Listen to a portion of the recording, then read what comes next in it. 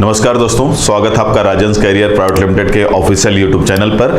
मैं हूं सज्जर पांडे और आज हम यहां पर महिला पर्यवेक्षक का इतिहास विषय का जो सिलेबस है उसके बारे में देखने जा रहे हैं। पिछले वीडियो में हमने काफ़ी कुछ चर्चा कर ली थी, आज उसके आगे चर्चा करने जा रहे हैं। और आज के इस वीडियो में हम लोग देखने वाले हैं कहाँ से कांग्रेस का जो लखनऊ अधिवेशन है वहाँ से चर्चा करने जा रहे हैं। तो आइए शुरू करते हैं, बात कर लेते हैं कांग्रेस के लखनऊ अधिवेशन की। तो कांग्रेस का जो लखनऊ अधिवेशन हुआ था ये कब हुआ था? 1916 में हुआ था। बहुत इंपॉर्टेंट है, आपके लिए ध्यान रखेंगे।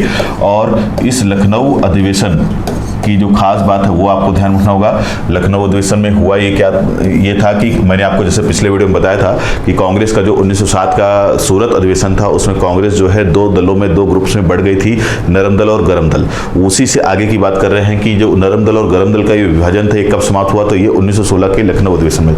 तो बहुत ही महत्वपूर्ण है कि कांग्रेस का 1916 का लखनऊ अधिवेशन, और इसमें जो है कांग्रेस का जो विभाजन हुआ था गरम दल और नरम दल के रूप में, तो गरम दल और नरम दल का जो विभाजन था वो यहाँ पर क्या हो गया? समाप्त हो गया और दोनों एक साथ आ गए। तो बहुत ही महत्वपूर्ण है, ये बात आपके लिए ध्यान रखेंगे। साथ ही साथ इसी अधिवेशन में एक खास बात ये भी दिखाई देती है कि यहीं पर मुस्लिम लीग, जो कि अभी तक एक अलग ही धारा में बह रहा था, वो भी कांग्रेस के साथ आकर के शामिल हो जाता है। कहीं ना कहीं वो भी इसमें शामिल हो जाता है, यानी कि उसके साथ मुस्लिम लीग ने भी कांग्रेस का साथ देने की घोषणा की। तो ये बड़ा ही ऐतिहासिक और बड़ा ही महत्वपूर्ण अधिवेशन है। कौन सा? कांग्रेस का लखनऊ अधिवेशन, जिसमें से आपको ये सारी बातें याद रखनी होंगी। और इस अधिवेशन में ही कांग्रेस ने, जो कि इसके पहले ही ध्यान रखेंगे कि इसी वर्ष 1916 में ही एक बहुत ही महत्वपूर्ण आंदोलन शुरू हुआ था भारत में, जिसका नाम है होम रूल लीग आंदोलन। उस आंदोलन को भी शुरू करने के प्रस्ताव को स्वीकार कर लिया। तो ध्यान रखेंगे कौन सा आंदोलन? होम रूल लीग आंदोलन। तो ये सारी महत्वपूर्ण घटनाएं कब हो रही हैं? 1916 में। ये बड़ी महत्वपूर्ण बातें हैं, ध्यान रखेंगे। इसके बाद अगर हम बात करें अगले महत्वपूर्ण घटनाक्रम की, तो वो है होम रूल लीग आंदोलन, जो कि शुरू हो चुका था 1916 में पहले ही, लेकिन उसकी बात हम लोग यहाँ पर करने जा रहे हैं कि होम रूल लीग आंदोलन 1916 में हुआ। ये क्या था? ये होम रूल लीग आंदोलन, तो होम रूल, घर का शासन, स्वशासन, इस तरह से इसका मतलब था स्वशासन। ध्यान रखेंगे इस आंदोलन का मुख्य उद्देश्य क्या था? स्वशासन। और ध्यान रखेंगे कि इस आंदोलन को शुरू करने वाले लोगों में कौन कौन शामिल हैं। तो दो नाम महत्वपूर्ण आपके लिए, एक है श्रीमती एनी बेसेंट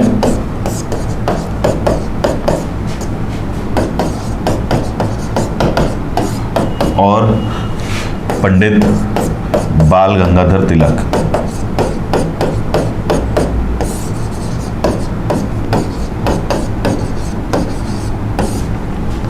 तो इन दोनों ने मिलकर के भारत में एक नया आंदोलन शुरू किया, होम रूल लीग आंदोलन, जिसका मुख्य उद्देश्य था भारत में क्या? आज़ादी प्राप्त करना या स्वशासन की प्राप्ति। तो भारत में स्वशासन की प्राप्ति के उद्देश्य से इन दोनों ने जो आंदोलन शुरू किया था उसका नाम था होम रूल लीग आंदोलन। इसमें आपको ये याद रखना है कि ये जो आंदोलन है, इसमें इसी आंदोलन के दौरान पंडित बाल गंगाधर तिलक ने अपना प्रसिद्ध नारा दिया था, और नारा था क्या? स्वराज मेरा जन्मसिद्ध अधिकार है और मैं इसे लेकर के रहूंगा। तो ये बहुत ही महत्वपूर्ण आंदोलन है, ध्यान रखेंगे। नारा है स्वराज मेरा जन्मसिद्ध अधिकार है और मैं इसे लेकर के रहूंगा। ये नारा किसने दिया था? पंडित बाल गंगाधर तिलक ने।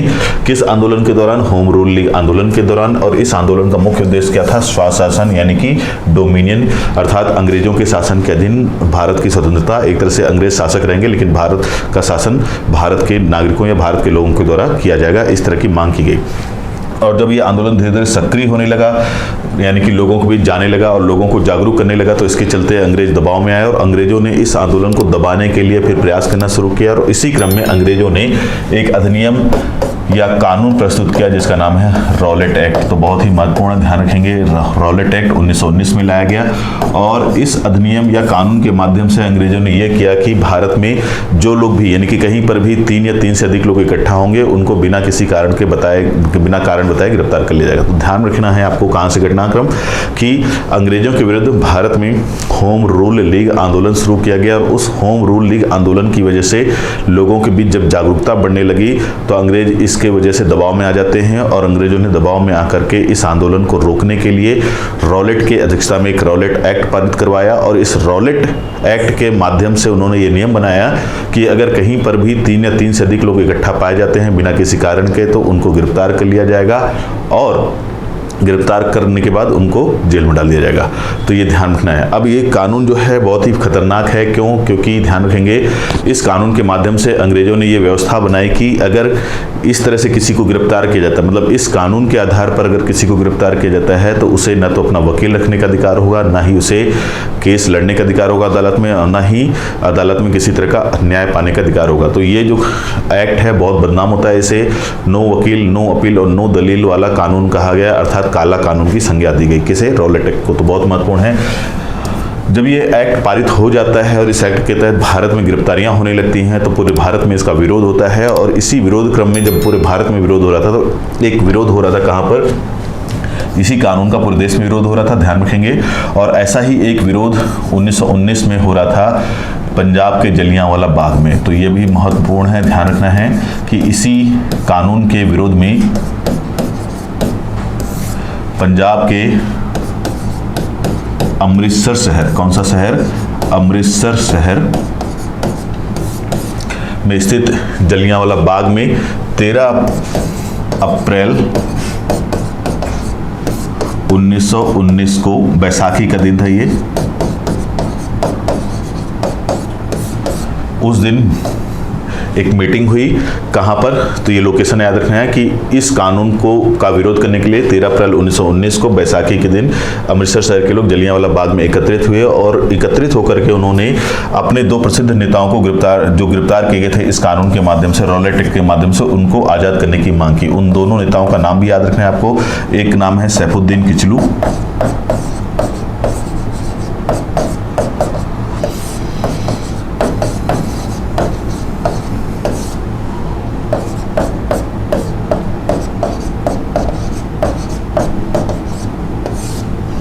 तो सैफुद्दीन किचलू और डॉक्टर सत्यपाल दोनों को इस कानून के माध्यम से अंग्रेजों ने गिरफ्तार किया था। इसलिए इन दोनों की आज़ादी की मांग को लेकर के ही लोग एकत्रित हुए थे यहाँ पर।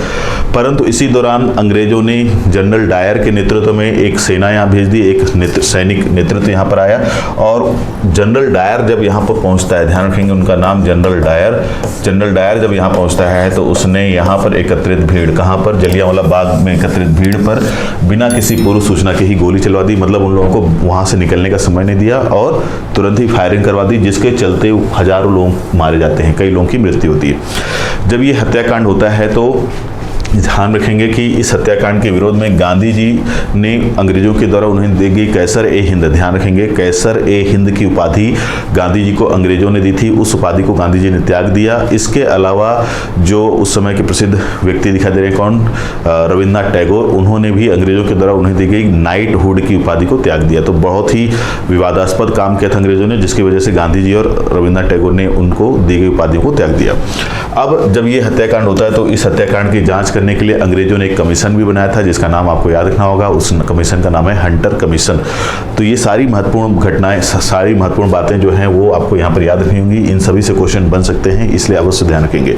इसके बाद अगर हम बात करें अगले महत्वपूर्ण घटनाक्रम की, जिसे आपको याद रखना चाहिए इतिहास की दृष्टि से, जिससे क्वेश्चन बन सकता है आपके लिए आगामी महिला पर्यवेक्षक के एग्जाम में, वो है क्या? आपको ध्यान रखना होगा कि इसके बाद हम लोग अगले हेडिंग पर आ जाते हैं और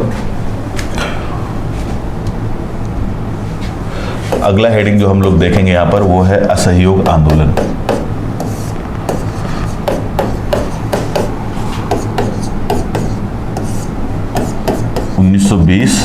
से 22। तो जब रॉलेट एक्ट आ गया और उसकी वजह से जलियांवाला बाग हत्याकांड हुआ, उसके बाद भारत में पूरे देश में अंग्रेजों के विरुद्ध माहौल विरुद्ध हो जाता है, उनके खिलाफ हो जाता है, अंग्रेजों के खिलाफ हो जाता है माहौल। ध्यान रखना है आपको। इससे क्या होता है कि कांग्रेस और जो कांग्रेस के सदस्य थे, सारे लोग कांग्रेस के नेता, उन लोगों ने निर्णय किया कि अब हमें अंग्रेजों से आज़ादी के लिए एक आंदोलन चलाना चाहिए और उनसे स्वतंत्रता की मांग करनी चाहिए। तो इस उद्देश्य को ध्यान रखते हुए और अंग्रेजों की नीतियों का विरोध करने के लिए कांग्रेस के लोगों ने एक नया आंदोलन चलाने का प्रयास किया और उसका आंदोलन का नाम ही है असहयोग आंदोलन या नॉन कोऑपरेशन मूवमेंट। तो ध्यान रखना है कि रॉलेट एक्ट आया है, रॉलेट एक्ट के बाद जलियांवाला बाग हत्याकांड होता है और इस जलियांवाला बाग हत्याकांड की वजह से ही बाद में हमको असहयोग आंदोलन होता हुआ दिखाई देता है। इंग्लिश में नाम है नॉन कोऑपरेशन मूवमेंट। नाम से ही समझ में आ रहा होगा आपको कि असहयोग, किसका असहयोग? अंग्रेजों का असहयोग। मतलब हमने ये तय किया कि अब हम अंग्रेजों का किसी भी प्रकार से सहयोग नहीं करेंगे, हम उनको अपना शासक मानने से मना करेंगे। यही इस आंदोलन का मुख्य उद्देश्य था। और इसमें यह उद्देश्य ये भी रखा गया कि अब हमको अंग्रेजों से एक तरह से क्या हो जाना है, आज़ाद हो जाना है, स्वतंत्र हो जाना है, यानी कम से कम स्वशासन का अधिकार तो हमें प्राप्त कर ही लेना है। और इसके लिए फिर प्रस्ताव पास हुआ कहाँ पर? कलकत्ता में। कलकत्ता में इसके लिए प्रस्ताव आया और उस प्रस्ताव को स्वीकार किया गया था कहाँ पर? नागपुर में। तो दोनों ही बातें ध्यान रखना होगा कि असहयोग आंदोलन को शुरू करने का प्रस्ताव आया था कलकत्ता में और उसको शुरू करने का जो प्रस्ताव था उसको स्वीकार कर लिया गया कहाँ पर? नागपुर में। तो नागपुर में इसको स्वीकार कर लिया गया, लाया गया था कलकत्ता में। कब की बात है ये? 1920 की बात है। तो ये सारी बातें आपको याद रखनी है। जब ये आंदोलन शुरू हुआ तो कांग्रेस ने इस आंदोलन का नेतृत्व जो है वो गांधी जी को सौंपा। तो ध्यान रखना है कि इस आंदोलन का नेतृत्व करता कौन थे? गांधी जी। और गांधी जी ने इस आंदोलन को अहिंसा के माध्यम से चलाने का प्रयास किया। उन्होंने बोला कि ये आंदोलन जो होना चाहिए पूरी तरह से अहिंसात्मक होना चाहिए। तो गांधी जी के कहने के अनुसार ये आंदोलन शुरू हो जाता है और मुख्य रूप से ये अहिंसात्मक आंदोलन था। गांधी जी ने बोला था कि किसी तरह की कोई हिंसा नहीं होनी चाहिए। लेकिन जैसे जैसे ये आंदोलन आगे बढ़ता है वैसे वैसे हमको दिखाई देता है कि एक ऐसी घटना घट जाती है जिसकी वजह से इस आंदोलन को वापस लेना पड़ता है। और वो घटना है क्या? चौरा चौरी कांड। तो बहुत महत्वपूर्ण है, ये ध्यान रखेंगे। चौरी चौरा कांड। चौरी चौरा वर्तमान उत्तर प्रदेश के गोरखपुर जिले का एक तहसील है, ध्यान रखना है आपको। तो गोरखपुर जिले में है ये चौरी चौरा। और वहां पर 5 फरवरी 1922 को एक उग्र भीड़ के द्वारा पुलिस थाने को घेर करके वहां पर जितने भी पुलिसकर्मी थे उनको आग के हवाले कर दिया गया, जिसके चलते जितने भी पुलिस वाले थे सब मारे गए। और इस हिंसा की वजह से बाद में गांधी जी ने इस आंदोलन को वापस ले लिया। तो ये आपको ध्यान रखना होगा कि कहाँ से शुरू हुआ, किस वजह से शुरू हुआ, क्या उद्देश्य था, वो आपको पता होना चाहिए। असहयोग आंदोलन का उद्देश्य था स्वशासन या स्वतंत्रता प्राप्ति करना और इस आंदोलन का नेतृत्व सौंपा गया था गांधी जी को। और गांधी जी ने इस आंदोलन को अहिंसात्मक तरीके से चलाने की घोषणा की थी। परंतु बाद में चौरी चौरा कांड की वजह से 5 फरवरी 1922 को जब ये कांड हो जाता है तो उसके कुछ दिनों बाद इस आंदोलन को गांधी जी वापस कर देते हैं, स्थगित कर देते हैं, जिसके चलते हमारा जो आज़ादी या स्वतंत्रता प्राप्त करने का जो उद्देश्य था वो असफल रह जाता है। तो ये एक बहुत ही महत्वपूर्ण आंदोलन है जिससे प्रश्न बन सकता है। इसके बाद अगर हम बात करें अगली महत्वपूर्ण घटना की, तो जो आपको ध्यान रखना चाहिए वो है आपको भारत में साइमन कमीशन का आगमन। यहाँ से हमको प्रश्न बन सकते हैं। तो साइमन कमीशन 1927 में ये साइमन कमीशन बना था और भारत आया कब था? ये 1928 में, 27 में इसका गठन हुआ था। तो अब यहाँ पर इसको भी जान लेते हैं। असहयोग आंदोलन के बाद अगला महत्वपूर्ण घटना जिससे आपको प्रश्न बन सकता है, अंग्रेजों ने जब 1919 का मॉन्टेग्यू चेम्सफोर्ड अधिनियम पारित किया था तो उस अधिनियम के माध्यम से उन्होंने भारत के लोगों को 10 वर्ष का भारत में शासन करने का एक अधिकार सा सौंपा था। और उन्होंने बोला था कि अगर आप इस शासन करने के अधिकार का सही तरीके से उपयोग करते हुए पाए जाओगे तो हम आपको इसमें और कुछ अधिकार देंगे भविष्य में। इस तरह की बातें थी। तो मॉन्टेग्यू चेम्सफोर्ड अधिनियम जो कि बहुत ही महत्वपूर्ण अधिनियम था, उस अधिनियम के माध्यम से अंग्रेजों ने भारत के लोगों को शासन करने का अधिकार दिया और ये बोला कि 10 साल बाद हम देखेंगे कि आपने उस शासन करने के अधिकार को जो प्राप्त किया था उसमें कितनी प्रगति की। तो ये 10 साल 1929 में होने थे, लेकिन क्योंकि 1929 के आसपास इंग्लैंड में नए चुनाव होने वाले थे, इस वजह से सरकार ने वहां पर घोषणा की कि हम इस कार्य की जानकारी, मतलब ये जो जांच करना है हमको 29 में, उसको हम 2 साल पहले करेंगे 27 से 28 में। और इसके लिए उन्होंने भारत में भारतीयों के द्वारा शासन में की गई प्रगति को जांचने के लिए सर जॉन साइमन की अध्यक्षता में एक कमीशन का गठन कर दिया और उसी कमीशन का नाम है साइमन कमीशन। और ये जो कमीशन था वो 7 सदस्यीय था। ध्यान रखेंगे कितने सदस्य थे? 7 सदस्य थे। और इस सब कमीशन के सारे ही सदस्य क्या थे? अंग्रेज थे, गोरे थे। जब ये कमीशन बना दिया गया तो इसका पूरे भारत में विरोध हुआ, क्योंकि भारतीयों का कहना था, कांग्रेस का कहना था कि अगर हमने कोई कार्य किया है तो इसमें हमें भी मतलब आपको हमारे कार्यों को देखना है, हम हमने क्या काम किया, हमने क्या प्रगति की है, तो हम उसमें शामिल होंगे तभी तो बता पाएंगे कि हमने क्या काम किया है। लेकिन अंग्रेजों ने भारतीयों की मांग नहीं मानी, कांग्रेस की मांग नहीं मानी और उसमें किसी भी भारतीय सदस्य को शामिल नहीं किया। तो जब इस कमीशन में किसी भी भारतीय सदस्य को शामिल नहीं किया गया तो इस कमीशन का विरोध होना शुरू हो गया और पूरे भारत में इस कमीशन का विरोध हुआ। जहां जहां ये कमीशन पहुंचा वहां वहां इसका विरोध हुआ। इसी विरोध प्रदर्शन के दौरान में एक विरोध हो रहा था लाहौर में, ध्यान रखेंगे कहां पर, लाहौर में। तो जब ये कमीशन 1928 में लाहौर के दौरे पर था तो लाहौर में भी इसका विरोध हुआ और जहां भी ये कमीशन जाता था तो साइमन गो बैक के नारे लगते थे। तो लाहौर में भी ऐसा ही विरोध हुआ और साइमन गो बैक के नारे लग रहे थे। इसी विरोध प्रदर्शन के दौरान प्रसिद्ध स्वतंत्रता संग्राम सेनानी लाला लाजपत राय जो है लाठीचार्ज में घायल हो जाते हैं और इस लाठीचार्ज में घायल होने के बाद उनकी कुछ दिनों बाद मृत्यु हो जाती है। किसकी? लाला लाजपत राय की। तो याद रखेंगे कौन घायल हुआ? लाला लाजपत राय, और इनकी कुछ दिनों बाद मृत्यु हो जाती है। और इनकी मृत्यु का बदला लेने के लिए बाद में भगत सिंह, सुखदेव, राजगुरु और चंद्रशेखर आजाद जो इनका ग्रुप था उन लोगों ने सैंडर्स की गोली मारकर हत्या की थी। तो ये सारी बातें ध्यान रखें, किसकी गोली मारकर हत्या की? सैंडर्स की। तो ये सब प्रश्न बन सकते हैं, आप थोड़ा ध्यान में रखेंगे। अब ये कमीशन आया तो इस कमीशन की रिपोर्ट के आधार पर ही अंग्रेजों ने ये तय किया कि अब वो भारत में जितने भी लोग स्वतंत्रता को लेकर कार्य कर रहे हैं या कोई भी ऐसा संगठन जो भारत में आज़ादी और स्वतंत्रता से जुड़ा हुआ है उसको कर रहा है, उसके लिए कोई आंदोलन चला रहा है, उन सब का एक सम्मेलन बुलाया जाएगा और इसी सम्मेलन को नाम दिया गया क्या? गोलमेज सम्मेलन। तो ध्यान रखना है, अगला हेडिंग आपके लिए क्या इंपॉर्टेंट है? गोलमेज सम्मेलन। तो साइमन कमीशन की रिपोर्ट के आधार पर ही अंग्रेजों ने गोलमेज सम्मेलन बुलाया और इनकी कुल संख्या 3 है। ध्यान रखेंगे कितनी बार बुलाया गया? 3 बार। कहां पर बुलाया गया? तो ध्यान रखेंगे लंदन में। तो ये प्रश्न आपके लिए इंपॉर्टेंट है। और कब कब हुआ? तो ये भी आपको याद रखना होगा कि पहला हुआ 1930 में, दूसरा हुआ 1931 में और तीसरा भी 1931 में। तो 1930, 1931 1931 प्रथम, द्वितीय और तृतीय। अब आपको याद क्या रखना है कि प्रथम जो गोलमेज सम्मेलन था उसमें कांग्रेस ने हिस्सा नहीं लिया, जिसके चलते कि ये आंदोलन ये जो सम्मेलन था वो असफल रहा। तो आपके लिए इंपॉर्टेंट है गोलमेज सम्मेलन, राउंड टेबल कॉन्फ्रेंस बोलते हैं इसको। तो प्रथम गोलमेज सम्मेलन में कांग्रेस ने हिस्सा नहीं लिया, सबने हिस्सा लिया, लेकिन जो सबसे बड़ा राजनीतिक दल था भारत की आज़ादी के लिए कार्य कर रहा था वो था कांग्रेस, और उसके हिस्सा न लेने की वजह से ये जो सम्मेलन है वो असफल रहा। जब ये कांग्रेस ने हिस्सा नहीं लिया और ये सम्मेलन असफल हो गया तो अंग्रेजों ने कांग्रेस को मनाने का प्रयास किया और इसी के चलते गांधी जी और उस समय के अंग्रेज वायसराय लॉर्ड इरविन के बीच एक समझौता होता है जिसे हम लोग गांधी इरविन समझौते के नाम से जानते हैं। और इस समझौते के बाद गांधी जी ने हामी भरी कि हम कांग्रेस की ओर से हम लोग शामिल होंगे कहां पर? द्वितीय गोलमेज सम्मेलन में। तो दूसरे गोलमेज सम्मेलन में कांग्रेस गई, ध्यान रखना है, और कांग्रेस की ओर से कौन गए? गांधी जी। तो यहां पर याद रखना है कि गांधी जी गए दूसरे गोलमेज सम्मेलन में, किसकी ओर से? कांग्रेस की ओर से। और क्योंकि गांधी जी की और कांग्रेस की मांगों को अंग्रेजों ने उस तरह से स्वीकार नहीं किया, इसलिए गांधी जी और कांग्रेस की नजर में दूसरा गोलमेज सम्मेलन भी असफल रहा। इसके बाद तीसरा गोलमेज सम्मेलन भी उसी वर्ष आखिरी में अंत में आयोजित किया गया और इस सम्मेलन में एक बार फिर से कांग्रेस ने हिस्सा नहीं लिया। तो 3 गोलमेज सम्मेलन है जिसमें से केवल दूसरे वाले में कांग्रेस ने हिस्सा लिया था, वो भी कांग्रेस की ओर से किसने हिस्सा लिया? गांधी जी ने। तो ये सारी बातें आपके लिए इंपॉर्टेंट हैं जिनसे प्रश्न बन सकता है। इसके बाद अगर हम बात करें अगले महत्वपूर्ण टॉपिक के जिससे आपको प्रश्न बन सकता है वो है सविनय अवज्ञा आंदोलन, सिविल डिसओबियंस मूवमेंट।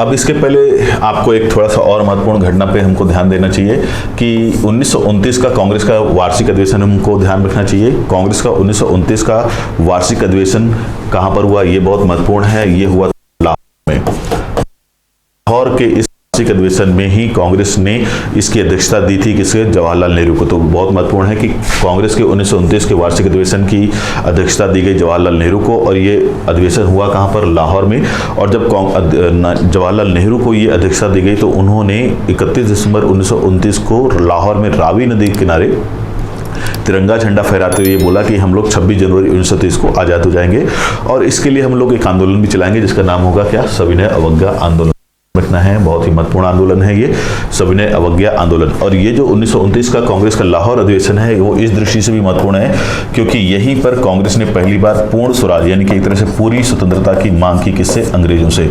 तो कांग्रेस का 1929 का अधिवेशन अध्यक्ष कौन चुने गए? जवाहरलाल नेहरू। कहाँ पर हुआ, लाहौर में, और इसी अधिवेशन में कांग्रेस ने पहली बार पूर्ण स्वराज की मांग की थी, ये ध्यान रखना है। और यहीं पर ध्यान रखेंगे कि एक आंदोलन चलाने का निर्णय भी हुआ जिसका नाम है सविनय अवज्ञा आंदोलन। अब ये आंदोलन शुरू होता है 1929 में, और इस आंदोलन का एक बार फिर से नेतृत्वकर्ता किसे बनाया गया, महात्मा गांधी को। तो इस आंदोलन की जिम्मेदारी भी किसे दी गई, गांधी जी को दी गई। गांधी जी ने इस आंदोलन को चलाने के लिए एक सत्याग्रह शुरू किया जिसका नाम है नमक सत्याग्रह।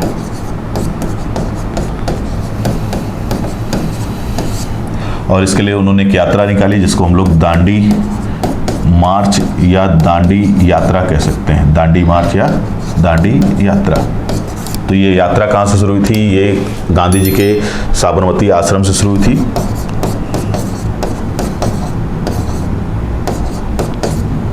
साबरमती आश्रम से कहाँ तक, गुजरात के दांडी तक। तो गांधी जी और कांग्रेस ने तय किया कि अब हम अंग्रेजों की किसी भी आज्ञा को नहीं मानेंगे, और इसके लिए हम लोग शुरू करेंगे क्या, सविनय अवज्ञा आंदोलन। अब सविनय अवज्ञा का मतलब है कि हम विनम्रता पूर्वक अंग्रेजों के जो कानून है, उनकी आज्ञा है, उसको हम नहीं मानेंगे, और उनके द्वारा बनाए गए कानूनों को तोड़ेंगे, और उन्हें हम अपना शासक नहीं मानेंगे। यही इस आंदोलन का मुख्य उद्देश्य था। तो क्योंकि हमारा उद्देश्य ये दिखाना था कि हम अंग्रेजों को अपना शासक नहीं मानते, और उनके द्वारा बनाए गए नियमों को भी नहीं मानते, क्योंकि हम जब उनको शासक ही नहीं मानते तो उनको उनके बनाए गए नियमों को भी नहीं मानेंगे, और इसलिए हम उनके द्वारा बनाए गए नियमों को तोड़ेंगे। और इसी के लिए यही कहलाया क्या, सविनय अवज्ञा आंदोलन। अब इस काम को करने के लिए, मतलब नियमों को तोड़ने के लिए, उनको अपना शासक ना मानने के लिए हमने जो सत्याग्रह शुरू किया वो क्या था, नमक सत्याग्रह। नमक एक ऐसी वस्तु है जो सबके जीवन को प्रभावित करती है, इसलिए गांधी जी ने कौन से सब्जेक्ट को चुना, नमक को चुना। उन्होंने नमक जैसी सामान्य चीज को चुना जो प्रत्येक व्यक्ति के जीवन से जुड़ी हुई है। उस समय नमक बनाने का अधिकार भी अंग्रेजों के पास था, तो इसलिए गांधी जी ने बोला कि हम नमक ही बनाएंगे, ताकि ये बना करके हम एक कानून तोड़ेंगे और अंग्रेजों को बताएंगे कि हमें आपका शासन नहीं चाहिए, और इसके माध्यम से पूरे देश के लोगों को हम एक साथ जोड़ सकते हैं। तो सविनय अवज्ञा के तहत गांधी जी ने क्या शुरू किया था, नमक सत्याग्रह, जिसका उद्देश्य यही था कि अंग्रेजों के द्वारा बनाए गए कानूनों को अब हम नहीं स्वीकार करेंगे, और इसके लिए हमने सबसे सामान्य विषय को चुना जो था कौन सा विषय, नमक। यानी कि हम नमक स्वयं बनाएंगे। अब हमें नमक के लिए कम से कम किसी से पूछने की जरूरत नहीं कि कौन बना के देगा, नहीं, हम स्वयं बना लेंगे नमक। और इसके लिए हमने एक यात्रा निकाली जिसका नाम है दांडी यात्रा या दांडी मार्च। कहाँ से कहाँ तक गई यात्रा, साबरमती से दांडी तक। तो ये आपके लिए इंपॉर्टेंट है, तो यहाँ से भी प्रश्न बन सकता है, थोड़ा सा आप याद रखेंगे। इसके बाद अब थोड़ी देर पहले हम लोग बात कर रहे थे कि अंग्रेजों ने गोलमेज सम्मेलन बुलाया था। पहले वाले में कांग्रेस नहीं गई, दूसरे वाले में कांग्रेस गई, गांधी जी गए थे, तीसरे वाले फिर से कांग्रेस नहीं गई। तो जब कांग्रेस नहीं जाती है तो अंग्रेज नाराज हो जाते हैं, और अंग्रेजों ने 1932 में एक बहुत ही महत्वपूर्ण घोषणा कर दी जिसका नाम है मैकडोनल्ड अवार्ड। तो ये भी थोड़ा सा आपको ध्यान रखना होगा। इसको सांप्रदायिक अवार्ड भी, सांप्रदायिक या कम्युनल अवार्ड भी कहा जाता है। अवार्ड मतलब यहां पर है घोषणा। तो सांप्रदायिक या कम्युनल अवार्ड या मैकडोनल्ड अवार्ड, ये घोषणा की गई 1932 में। मैकडोनल्ड उस समय के ब्रिटेन के प्रधानमंत्री थे, उन्होंने घोषणा की। और इस घोषणा में क्या किया उन्होंने, इस घोषणा में उन्होंने अंबेडकर जी की मांगों को मानते हुए दलितों के लिए भी अलग से आरक्षण की व्यवस्था कर दी। तो इसमें कहीं न कहीं अंग्रेजों की ये कोशिश थी कि अब हिंदू समाज को भी बांटा जाए, उसको भी तोड़ा जाए, और इसी के तहत उन्होंने ये घोषणा की। लेकिन जब ये घोषणा अंग्रेजों ने कर दी तो गांधी जी, जो कि इस समय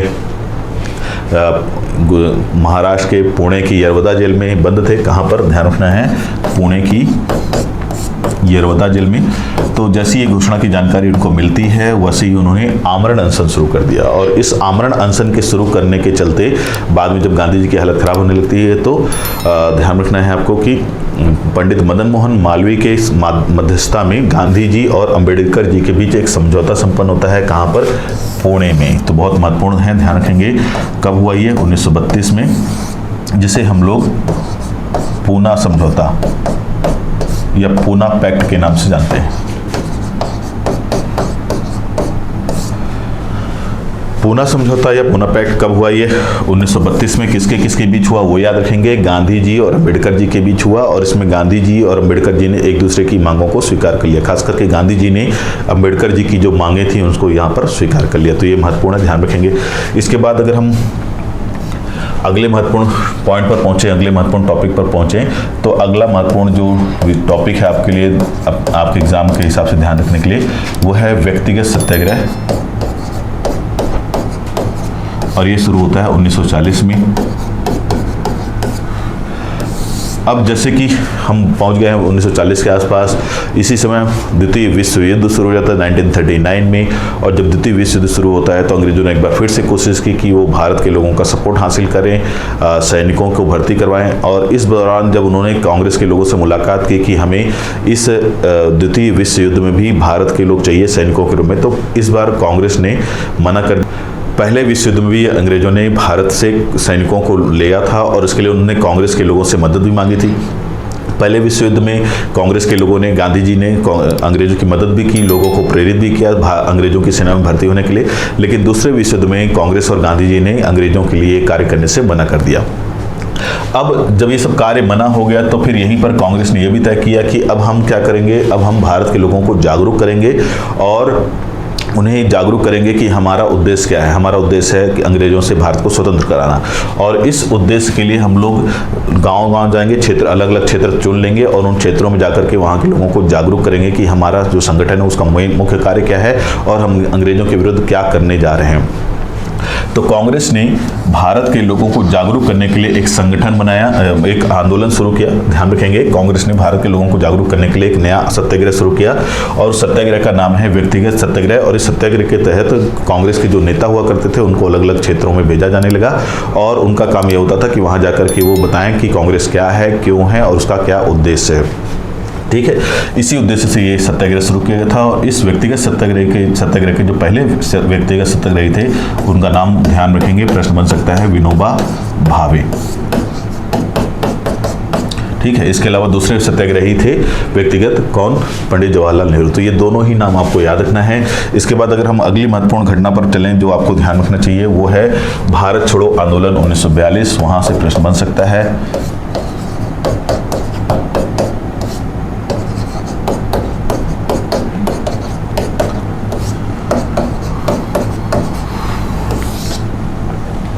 अब भारत छोड़ो आंदोलन 1942 में आने से पहले हमको एक छोटा सा एक और घटनाक्रम ध्यान रखना होगा, वो है क्रिप्स मिशन का आना।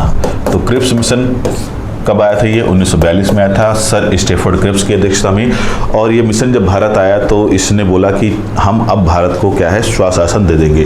तो भारत छोड़ो आंदोलन से पहले आपको ध्यान रखना है क्रिप्स मिशन। और ये मिशन जब ने भारत में भेजा था 1942 में, तो इस मिशन के माध्यम से अंग्रेजों ने घोषणा की थी कि हम लोग अब भारत के लोगों को क्या दे देंगे, स्वशासन दे देंगे। ऐसी बात उन्होंने की थी, डोमिनियन स्टेटस हमको दे दिया जाएगा।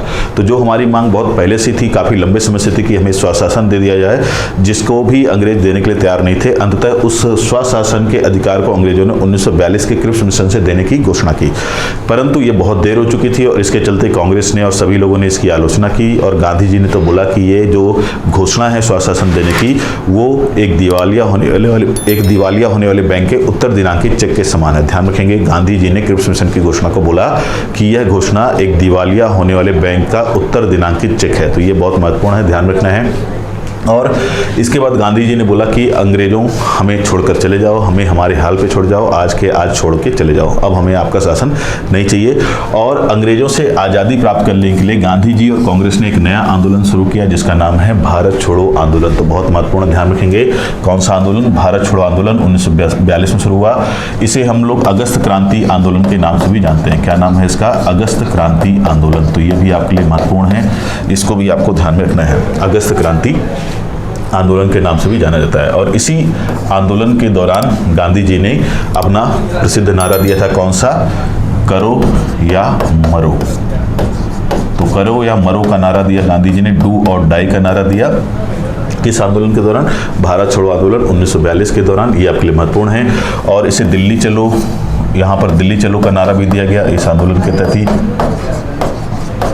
जैसे ही आंदोलन शुरू हुआ तो अंग्रेजों ने कांग्रेस के समस्त बड़े नेताओं को ऑपरेशन जीरो ओवर चला करके गिरफ्तार कर लिया। तो ये आपके लिए महत्वपूर्ण है। कौन सा ऑपरेशन चलाया? Operation zero hour. और ये ऑपरेशन चला करके अंग्रेजों ने सारे बड़े कांग्रेसी नेताओं को गिरफ्तार कर लिया और सबको जेल में डाल दिया। तो इसके चलते ये आंदोलन क्या हो जाता है? नेतृत्व विहीन हो जाता है। तो ये आपको ध्यान रखना होगा। तो ये जो सारी बातें हमने यहाँ पर अभी की हैं, ये सारे ही महत्वपूर्ण तथ्य हो सकते हैं आपके एग्जाम के लिए, ध्यान रखेंगे। आज के इस वीडियो में केवल इतना ही, मिलते हैं अपने अगले वीडियो में, तब तक के लिए धन्यवाद।